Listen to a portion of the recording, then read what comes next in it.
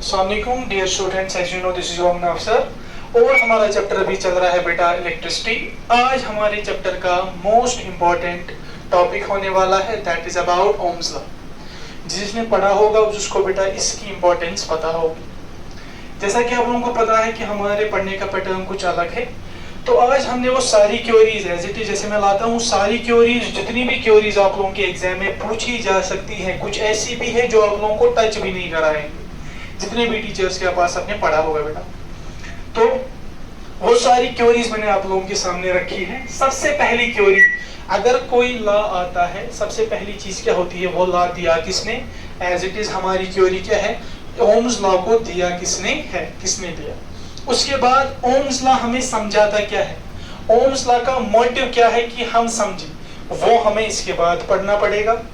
Next thing कि अब हमें समझ आ गया कि ओम्स लॉ हमें समझाना क्या चाहता है, किस फॉर्म में समझाना चाहता है, उसको हम कहते हैं स्टेटमेंट। उस साइंटिस्ट ने जिसने लेट अस सपोज ये ओम्स लॉ बनाया, उसको फिर हमारे सामने किस फॉर्म में दिया, किस पैटर्न में दिया, क्या दिया, वो हम समझेंगे इस स्टेटमेंट वाले पार्ट में। उसके बाद अब अगर दिया लॉ हमारा तो उस पे कुछ रिलेशन दी होगी, उस रिलेशन से हम करेंगे फॉर्मूला डिराइव। क्या करेंगे बेटा, फॉर्मूला डिराइव। उस फॉर्मूला को डिराइव कराते कराते हमारे पास एक सब टॉपिक आएगा जिसको मैं कहता हूँ रेजिस्टेंस। क्या कहता हूँ बेटा, रेजिस्टेंस। फिर रेजिस्टेंस के कुछ अपने टॉपिक्स आएंगे, वो हम नेक्स्ट लेक्चर में करेंगे, इस वाले लेक्चर में नहीं करने वाले। उसके बाद लास्ट में सेकेंड लास्ट हमारा वीआई कैरेक्टरिस्टिक्स, मतलब जिसको हम कहते हैं graph between potential difference and electric current, उसी को हम बोलते हैं आगे जाके VI characteristics of Ohm's law.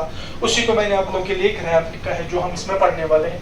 Last में अब हमें पढ़ना पड़ेगा कि कौन से कंडक्टर्स को हम बोलते हैं ओमिक कंडक्टर्स, कौन से कंडक्टर्स को हम बोलते हैं नॉन ओमिक कंडक्टर्स। तो ये आप लोगों के पास मैंने थोड़ा सा एक फ्लो चार्ट रखा था जो बच्चों को पता होना चाहिए कि लेक्चर में आगे जाके होने वाला क्या है। तो we will start with the first prerequisite, हम बोलेंगे क्योरी जो हमें पता होनी चाहिए इस लॉ के बारे में, that is about Ohm's law को दिया किसने, ओम्स लॉ को दिया किसने। Ohm's law was given by a scientist namely George Simon Ohm। Ohm's law को किसने दिया है बेटा, ओम्स लॉ को एक साइंटिस्ट ने दिया जिसका नाम था जॉर्ज साइमन ओम, जॉर्ज साइमन ओम। अब सवाल है बेटा, नेक्स्ट चीज हमारी नेक्स्ट क्योरी, ओम्स लॉ हमें समझाता क्या है, ओम्स लॉ हमें समझाता क्या है। मैं यहाँ पे कोशिश करूंगा इसको समझाने की आपको। चलिए यहाँ पे देखते हैं। ओम्स लॉ बोलता है कि अगर मैं कोई भी कंडक्टर लूं, अगर मैं कोई भी कंडक्टर लूं, इसके अराउंड मैं इसको कनेक्ट करूं बेटा एक बैटरी सोर्स के साथ। किसके साथ बेटा, एक बैटरी सोर्स के साथ, जिसका potential difference let us suppose delta we है, जिसका potential difference let us suppose delta we है। जो ही मैंने किसी भी कंडक्टर को किसी पोटेंशियल डिफरेंस के अक्रॉस कनेक्ट कराया, हमें पता है क्या होगा, इलेक्ट्रॉन्स निकलेंगे, इलेक्ट्रॉन्स एक जगह से दूसरी जगह ड्रिफ्ट करेंगे, और जो ही इलेक्ट्रॉन्स एक पर्टिकुलर डायरेक्शन में ड्रिफ्ट करना स्टार्ट करेंगे तो क्या प्रोडक्ट प्रोड्यूस होगी, what will be the production, production of electric current. तो यहां से मेरी इलेक्ट्रिक करंट चलेगी, यहां से मेरी इलेक्ट्रिक करंट चलेगी।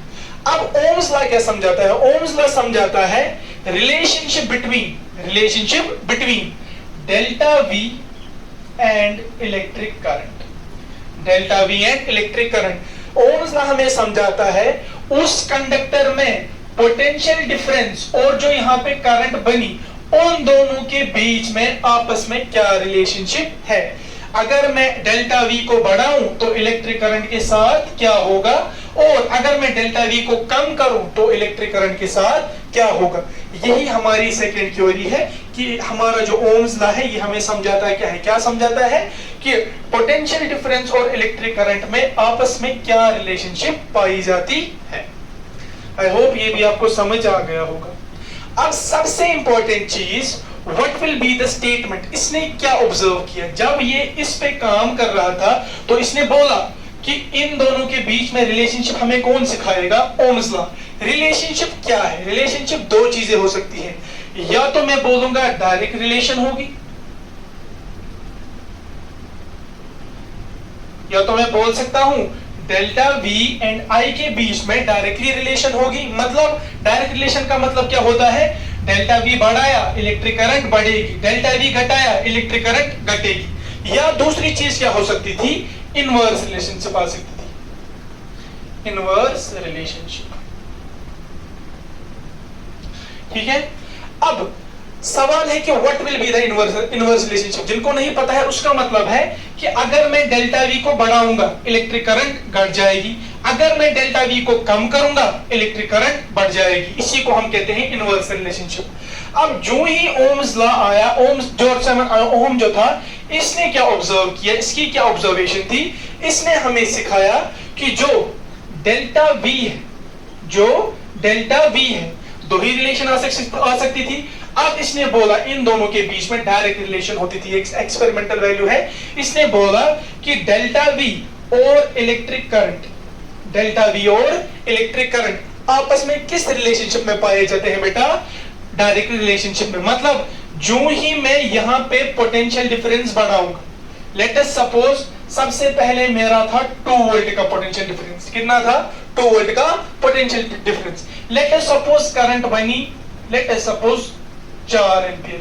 इतना नहीं होता है, मैं आपको समझाना चाहता हूं। जो ही इस रिलेशनशिप के मुताबिक जो ही मैं डेल्टा वी को बढ़ाऊंगा, लेट अस सपोज मैंने किया 5 वोल्ट, क्या किया, 5 वोल्ट। अब इसने क्या यहां पे ऑब्जर्व किया, यहां पे जो करंट आ रही थी, इलेक्ट्रिक करंट आ रही थी, ये ग्रेटर देन 4 एम्पीयर आ गई। क्या आ गई, ग्रेटर देन 4 एम्पीयर। इसका मतलब इसने क्या समझा, जो ही मैं किसी भी कंडक्टर के थ्रू पोटेंशियल डिफरेंस को इंक्रीज करता हूं, तो जो उसमें इलेक्ट्रिक करंट बनने वाली इलेक्ट्रिक करंट है वो भी क्या हो जाती है, इंक्रीज हो जाती है। इसी लॉ को हम यहाँ पे इसकी स्टेटमेंट अच्छे से देखेंगे, कहां से क्या क्या आया।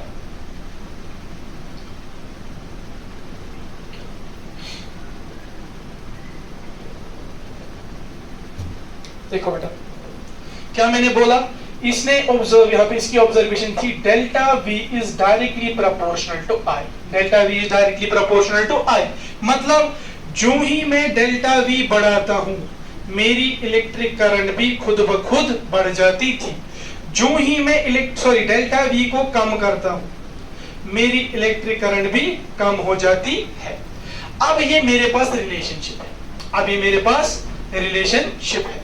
यही हमें समझाता है statement of Ohm's law. Statement of Ohm's law क्या बोलता है, ओम्स लॉ क्या बोलता है, Ohm's law states that whenever potential difference across the ends of the conductor is increased, so after that electric current will also gets increased। या मैं ऐसे बोल सकता हूं, potential difference across the ends of the conductor is directly proportional to the current flowing through it, to the current flowing through it। ये हमारी क्या बन गई बेटा, स्टेटमेंट बन गई।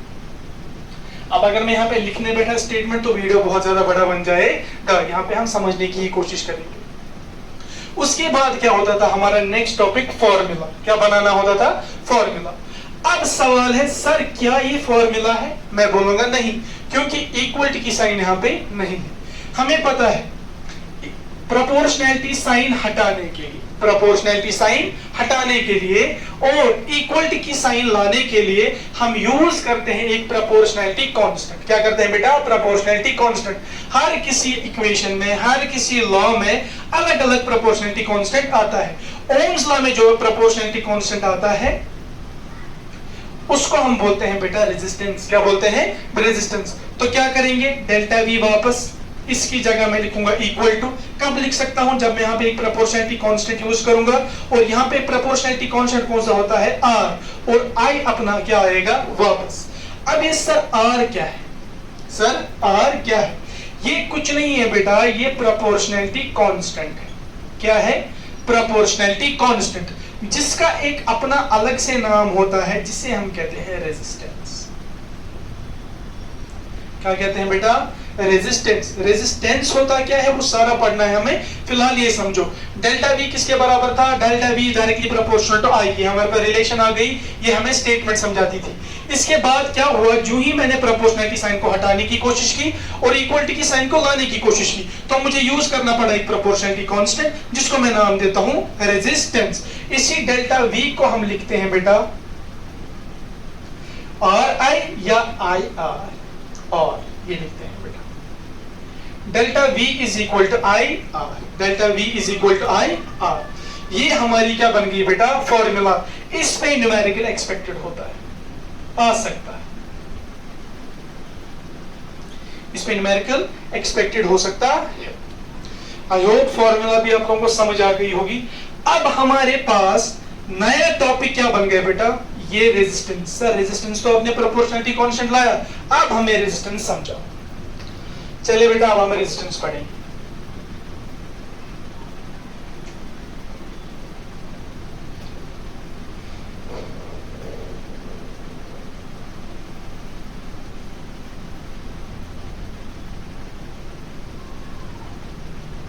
देखो बेटा अब हमें पढ़ना है रेजिस्टेंस।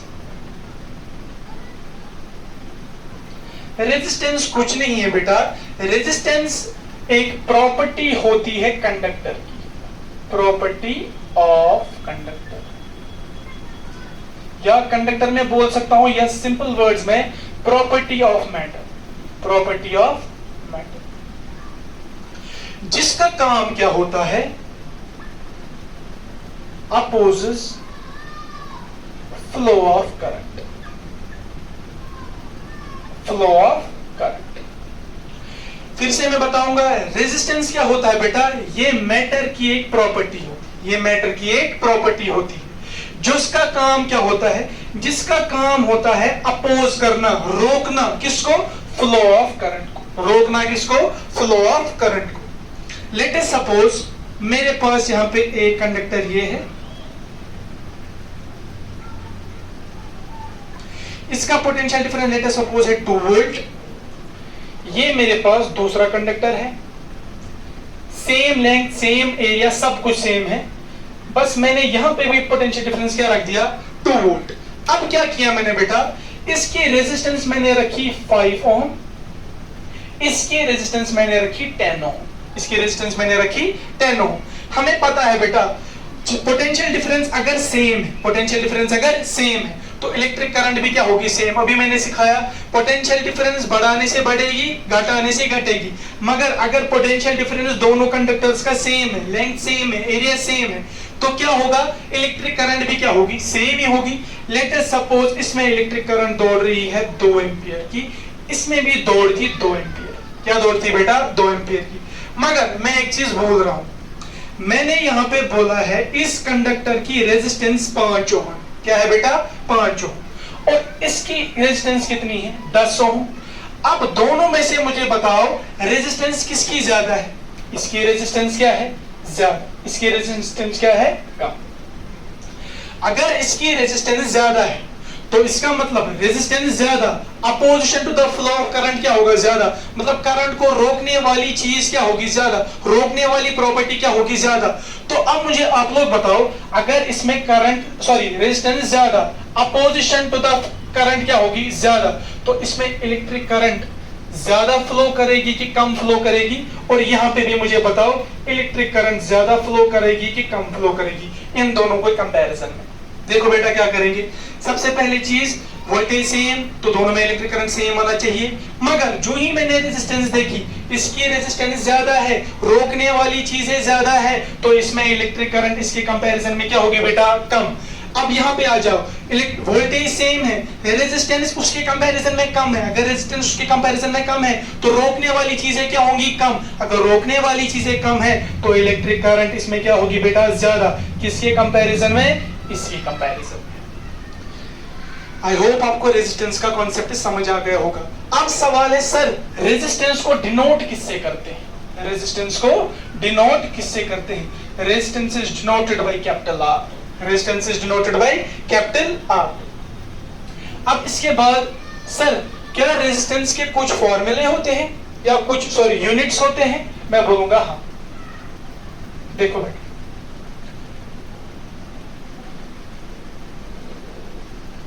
मैंने ही अभी आप लोगों को बोला, चलो पहले करते हैं फॉर्मूला की बात। रेजिस्टेंस को निकालने की क्या कोई फॉर्मूला है, मैं बोलूंगा हाँ। क्या, मुझे पता है delta V is equal to I R, delta V is equal to I are.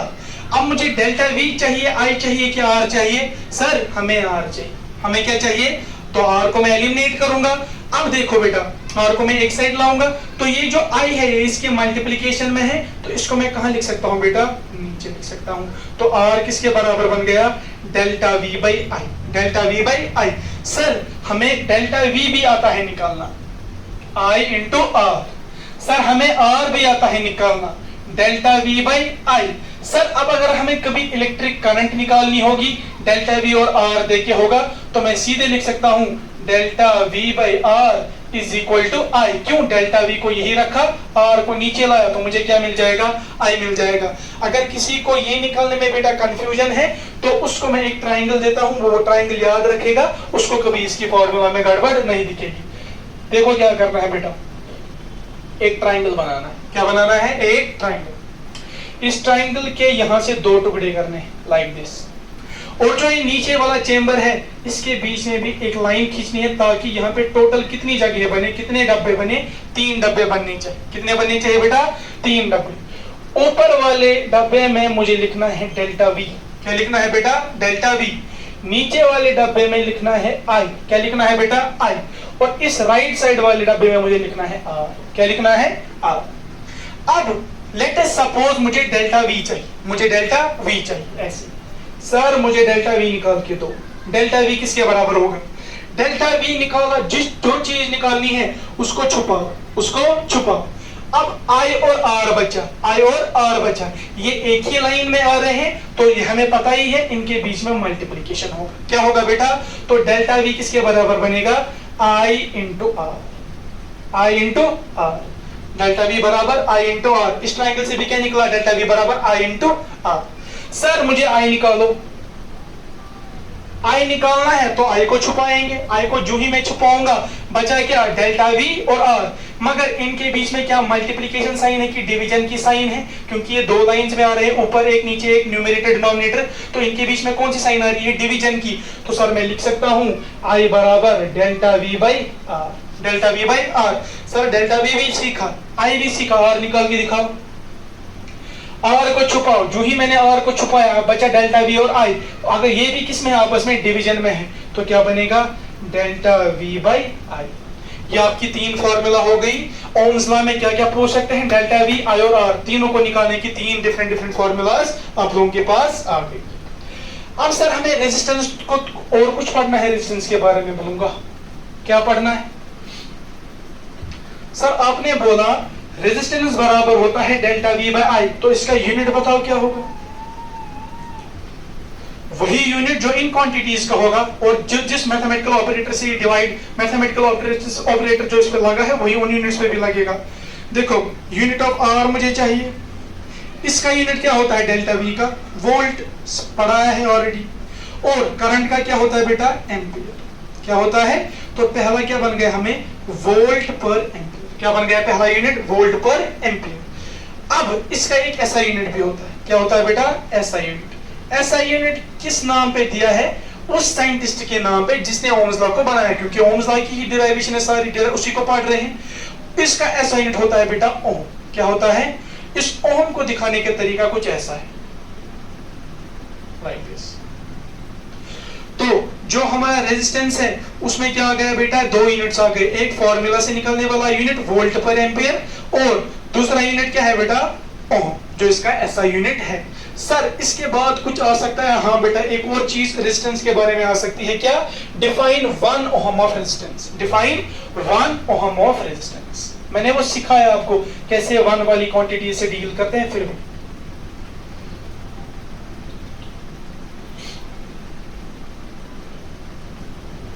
define 1 ohm of resistance। सबसे पहले मैंने क्या बोला था? इसकी फॉर्मूला लिखो। क्या बनेगी formula? R is equal to delta V by I. Delta V by I. सबके यूनिट्स लिखो। R का ऐसा यूनिट क्या होता है बेटा? सबके ऐसा यूनिट लिखने हैं। R का ऐसा यूनिट ओहम, डेल्टा वी के बदले वोल्ट, अपॉन इलेक्ट्रिक करंट के बदले एम्पियर। अब अब मुझे 1 ओम चाहिए कि खाली ओम चाहिए? सर 1 ओम चाहिए, तो सबकी जगह 1 रखो, इससे कुछ फर्क ही नहीं पड़ेगा। अब देखो मैं बोल सकता हूं resistance is said to be 1 ohm. Resistance कब होती है 1 ओम? कब होती है बेटा? when potential difference across the ends of the conductor is 1 volt, due to which 1 ampere of current is generated. 1 ampere of current is generated. क्या लिखूंगा? Resistance is said to be 1 ohm when potential difference across the ends of the conductor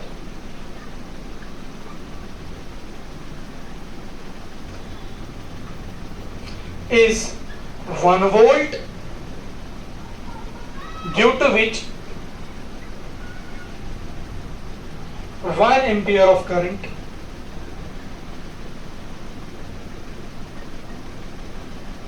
is generated.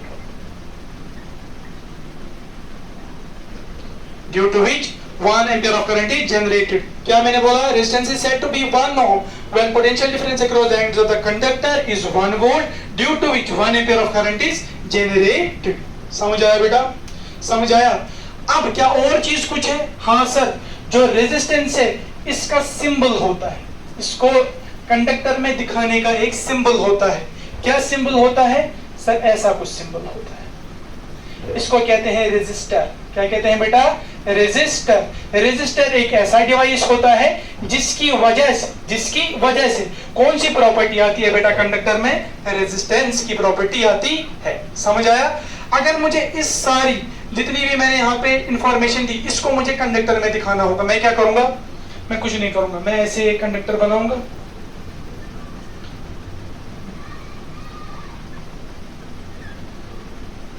यहाँ पे resistor एक रखूंगा। Resistance कितनी होनी चाहिए? 1 ओम, तो मैंने 1 ओम रख दी। पोटेंशियल डिफरेंस कितना होना चाहिए? 1 वोल्ट, और यहाँ से इलेक्ट्रिक करंट बनेगी 1 एम्पीयर। ठीक है बेटा, ये थी हमारी रेजिस्टेंस वाली कहानी।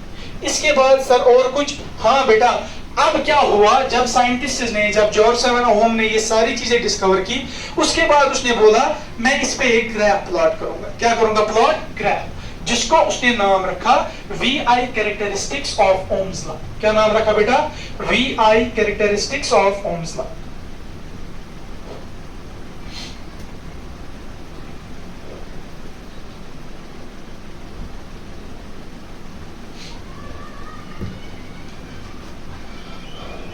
VI characteristics. इसने क्या किया बेटा? इसने एक ग्राफ प्लॉट किया। क्या किया? Plot graph like this. किस किस के बीच में ग्राफ प्लॉट किया बेटा? इसने ग्राफ प्लॉट किया V और I के बीच में। किस किस के बीच में? V और, या चलो डेल्टा V और I के बीच में। और हमें पता है delta V is directly proportional to I। Delta V is directly proportional to I। और हमें पता है जब कोई भी दो क्वांटिटीज आपस में डायरेक्टली प्रोपोर्शनल होते हैं, क्या होते हैं बेटा? डायरेक्टली प्रोपोर्शनल होते हैं, तो उनका ग्राफ आता है बेटा स्ट्रेट लाइन। क्या आता है बेटा? Straight line. इसने क्या किया? इसने बोला जब डेल्टा V 0 होगा, जब पोटेंशियल डिफरेंस 0, क्या कोई करंट बनेगी? नहीं बनेगी। तो पोटेंशियल डिफरेंस भी 0, करंट भी 0, तो पॉइंट कौन सा आया? ये वाला आया। इसने बोला, इसके बाद इसने क्या किया? इसने लेट अस सपोज जो पोटेंशियल डिफरेंस है इसको 2 वोल्ट रखा, तो इसने देखा वहां से 2 एम्पीयर की करंट बनी। लेट अस सपोज, ये जनरल है, ऐसा कुछ होता नहीं, तो पॉइंट यहाँ पे आया। ऐसे ही पोटेंशियल डिफरेंस बढ़ाता गया, इलेक्ट्रिक करंट भी बढ़ती गई।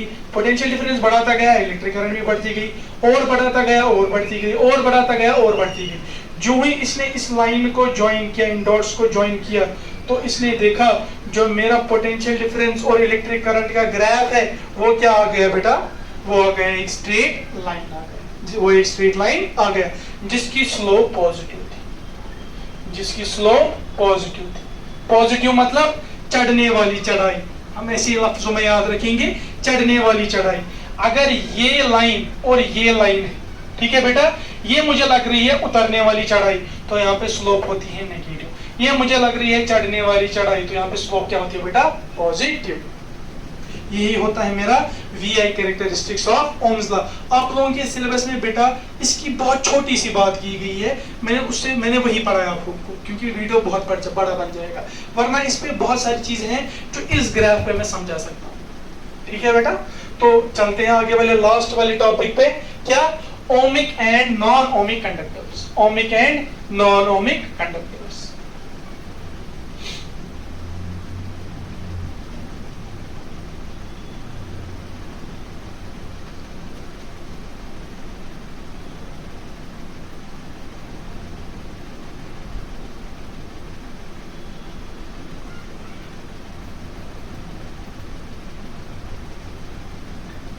सर क्या होते हैं ओमिक कंडक्टर्स?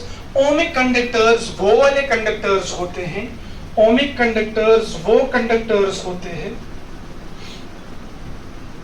जो ओबे करते हैं ओम्स लॉ, जो ओबे करते हैं ओम्स लॉ को, उनको हम क्या बोलते हैं बेटा, ohmic conductors. Obey Ohm's law at any temperature etcetera. ठीक है, अब नॉन ओमिक कंडक्टर सीधे सीधे क्या होंगे, वो वाले कंडक्टर जो ओम्स लॉ को हर किसी कंसंट्रेशन पे हर किसी जगह पे ओबे ना करते हो, उनको बोलेंगे नॉन ओमिक कंडक्टर्स। ये आप लोगों के सिलेबस में नहीं है बेटा, फिर भी मैंने थोड़ा सा इसका ओवरव्यू दे दिया। ठीक है बेटा, तो ये था आप लोगों का most important lecture about Ohm's law. जितनी क्वेरीज थी इसमें, इससे बाहर एक सवाल नहीं आएगा, दैट इज गारंटी ऑफ मुनाबिया। तो आज से मैं इतना ही आपसे एक्सपेक्ट कर सकता हूँ, इसको एक बार वो रिवाइज करेंगे, प्रॉपर्ली नोट्स बनाएंगे सारे। बाकी वस्सलाम।